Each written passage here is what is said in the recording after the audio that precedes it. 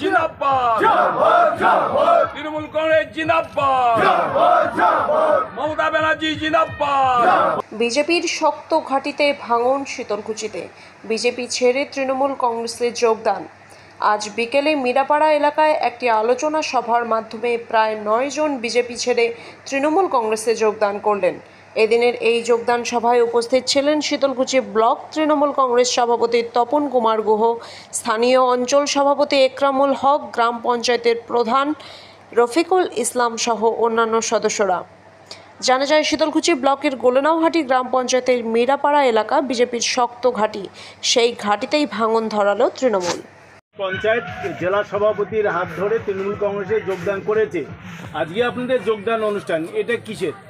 না, আমরা পঞ্চায়েতের আমাদের দলের যেটা নির্দেশ ছিল, সারা কুচবিহার জেলায় গত পঞ্চায়েত নির্বাচনে 128টার মধ্যে 24টা বিজেপি যে জয়লাভ করেছিল আপনারা নিশ্চয়ই জানেন। এবং গত 4 তারিখের পরে প্রায় 16টা পঞ্চায়েত বিজেপির পঞ্চায়েত হাতছাড়া হয়েছে। তারা সবাই তৃণমূল কংগ্রেসে জয়েন করেছে। কিন্তু আমাদের এখানে পঞ্চায়েত নিয়ে কোনো সমস্যা ছিল না, নিশ্চয়ই আপনারা জানেন। আমাদের 19টা পঞ্চায়েতের মধ্যে আমরা গত পঞ্চায়েত নির্বাচনে 17টা জয়লাভ করেছি। 2 জন পঞ্চায়েত ছিলেন বিজেপির, এবং তারা আমাদের কাছে আবেদন করেছিলেন আমাদের দলে সামিল হবেন এবং আমাদের মমতা ব্যানার্জির উন্নয়নে সামিল হয়ে তার এলাকায় তিনি কাজ করতে ইচ্ছুক। যেহেতু তিনি নির্বাচিত হয়েছেন পঞ্চায়েত নির্বাচনে বিজেপির প্রার্থী হিসাবে, তারও একটা দায়বদ্ধতা আছে। সাধারণ মানুষ তাদেরকে ভোট দিয়েছেন। তারা যদি বিরোধী দলে থেকে যদি কোনো কাজ করতে না পারেন, তাহলে সেই দায়বদ্ধতা কিন্তু বজায় থাকে না। তারা বুঝতে পেরেছেন এবং বুঝতে পেরে তারা তৃণমূল দলে আসার জন্য তারা আমাদের কাছে আবেদন করেছেন। আমাদের যেটা নির্দেশ ছিল, সঙ্গে কিছু কর্মীরাও আবেদন করেছিলেন। আমাদের যেটা দলের নির্দেশ ছিল জেলা তৃণমূল কংগ্রেসের যারা পঞ্চায়েত, তারা কুচবিহার সদর পার্টি অফিসে গিয়ে জেলা সভাপতির হাত ধরে তারা সেখানে যোগদান করবেন।